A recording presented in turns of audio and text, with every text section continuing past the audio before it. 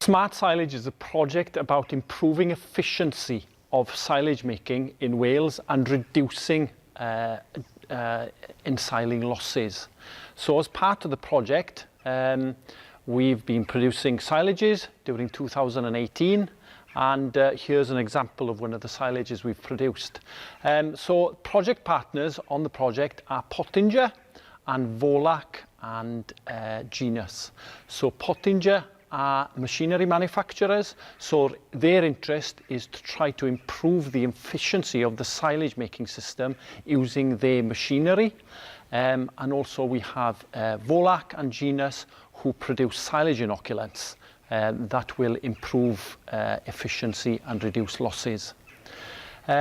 So just to mention a few words about this silage. It was produced in first cut in May of last year, 2018, on the 22nd of May, I think. It was wilted for just over 24 hours in very good weather conditions. So we actually have a dry matter content of around 37–38%. Some would say slightly on the dry side, but yeah, that was the situation on the day. So within the ensiling system, we need to consider all kinds of losses. If we start in the field, we've got field losses that could involve the loss of small leaf particles that aren't picked up by the machinery or are actually blown away during the operations. We've also got microbial degradation and respiration in the field, and that actually is an invisible loss, although we will find a deterioration in the quality that can indicate that has happened. When we come to the actual filling of the clamp then, we get continued respiration losses causing dry matter loss and also fermentation losses. And then at the feed out period, again, there are dry matter losses associated with feed out due to heating more often than not of that product on the face and in front of the animals. So the intention of smart silage is to understand how the products produced by our commercial partners can reduce dry matter losses, but not only that, educate and inform the farmers on the best methods of reducing losses, because in actual fact it's been shown time and time again that losses on farms in the UK average about 25%. It's an incredible sum, but we have actually found it to be that in our studies. And the aim and purpose of the project then was to try to reduce the losses from that 25% that we find at present down to 20%. Right, so as part of the Smart Silage project, we produced 2 clamps of silages in first cut. This clamp was produced using a self-propelled precision chop forage harvester. We've got a clamp next door that was ensiled using a Pottinger forage wagon. Now then what we did was that every field that we cut and harvested was split in half, with one half allocated to this clamp and the precision chop forage harvester, and the other half then to the forage wagon. Every load was weighed and sampled so that we've got the chemical composition of the grass that went in and the total amount ensiled. So in actual fact there was 260 tons ensiled in this clamp of fresh matter, and in the clamp next door there was 220. There was less in that one due to the fact that it was a smaller area that was ensiled, not that there was issues with pickup of the material. So as I mentioned, we've got a dry matter of 37–38% dry matter. The ME is around 11.6, 11.7, and the crude protein 14%. So it's excellent material for dairy cow production. So in terms of the comparison between the two systems, with the precision chop forager, we had 3 trailers loading and carting into the clamp, whilst in the other clamp we only had 1 forage wagon working. So yes, obviously the precision chop system was going to be quicker than the forage wagon. So we were evaluating in detail then how long it took. We had GPS recorders on all the machinery, and we were evaluating the amount of diesel that they were using during the time they were ensiling. So on this clamp, we had a 16-ton loading shovel packing the silage, whereas on the other clamp, the forage wagon clamp, we had a 9-ton tractor. The reason for this was because this material from the precision chop forager was coming in quicker. Obviously you need more weight to ensure that it's packed tightly. This clamp was loaded in a time of 5.5 hours, whereas the forage wagon material was loaded in a time period of 11.5 hours. Okay, in terms of sealing the clamp, it's absolutely essential for us to have side sheets to ensure that we reduce on dry matter losses within the clamp. We have to ensure that no oxygen enters the clamp, and without having side sheets and then 2 top sheets, that will be impossible. So what you can see is rolled up there we have an oxygen barrier film, or some would call it cling film.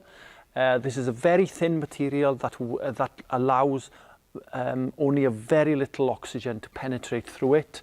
So that's our bottom layer, and then what happens is that the side sheet then is folded over before a thicker black sheet is rolled over the whole area and tucked in the sides then for a good seal.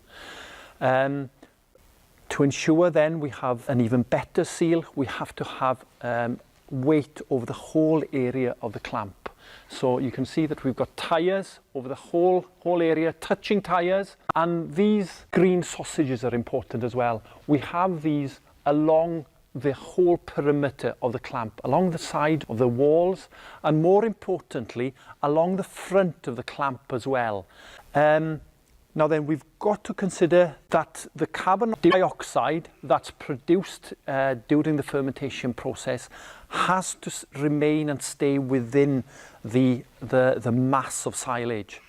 Now then, considering that carbon dioxide is heavier than air, if we don't have a good seal along the front of the clamp, that carbon dioxide will actually flow out of the clamp and introduce more oxygen into the clamp as it flows in from the sides and seeps into the clamp. Now then, you can see that there is very little visible wastage on the clamp shoulders, and no wastage at all on the top of the clamp, due to the fact that we have got an excellent seal here. It is actually virtually impossible to eliminate all wastage, because in actual fact it's not a perfect seal that we have here. If you take, for instance, a bale of silage that's been wrapped well in 6 layers of film, we actually know that in most cases that bale will be open and it'll be completely free of any wastage and mold.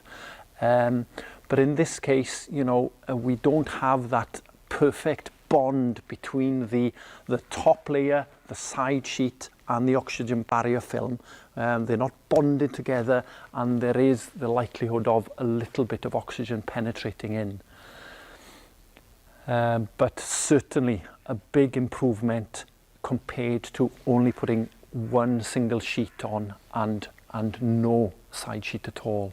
As well as the oxygen barrier film and the black top sheet, we've also added a green net.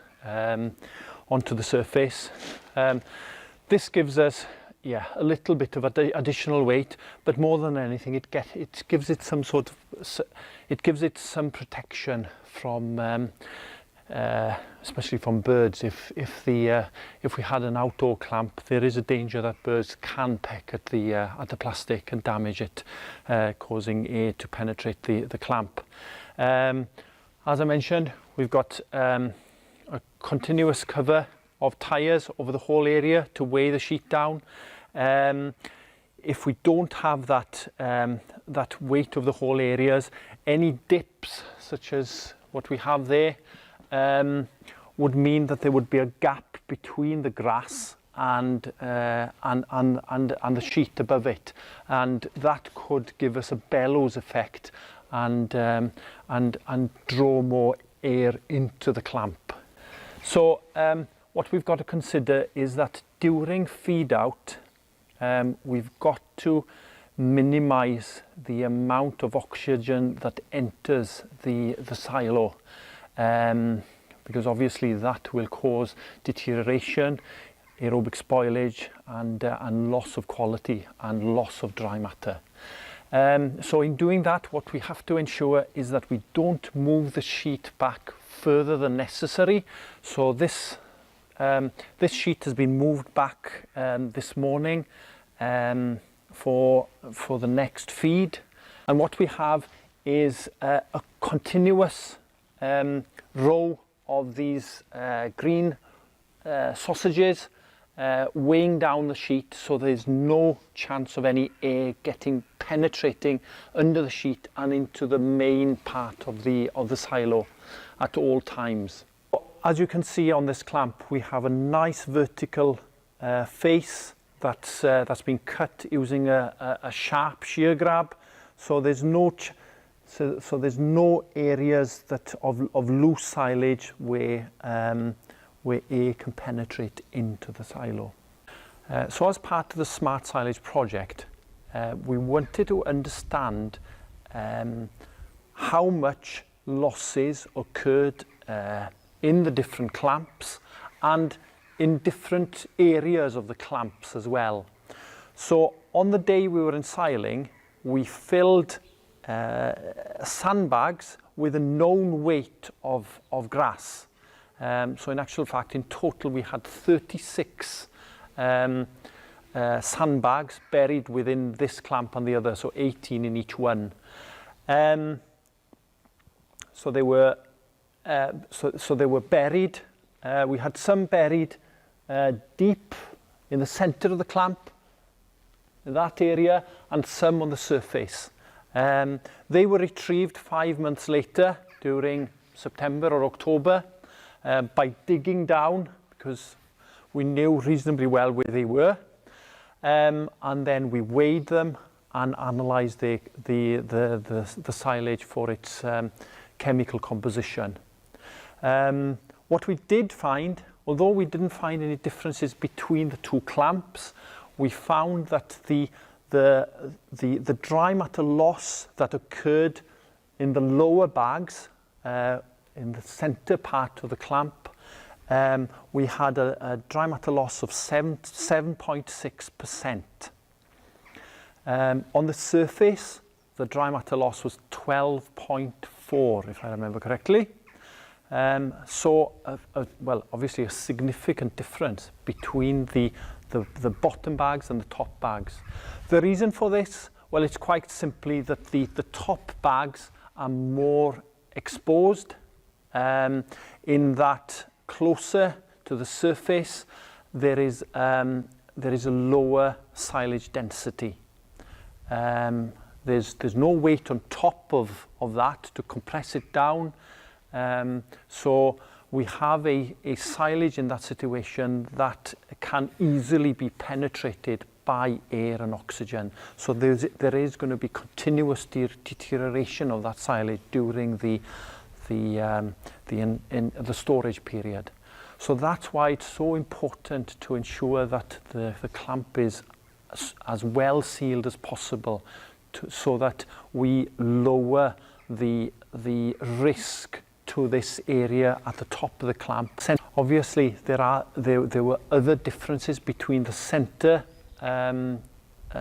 bags and the top bags.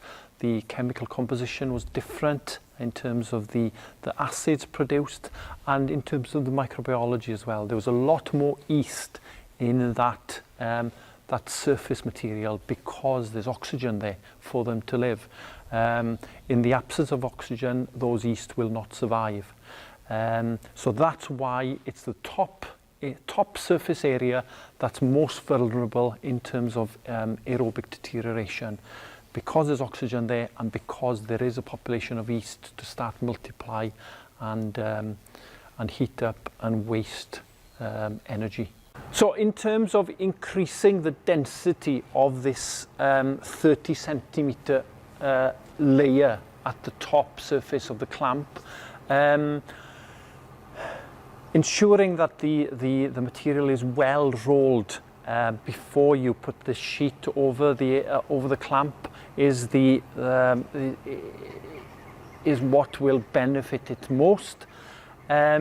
Another possibility is to put some wetter material on the top surface before sealing.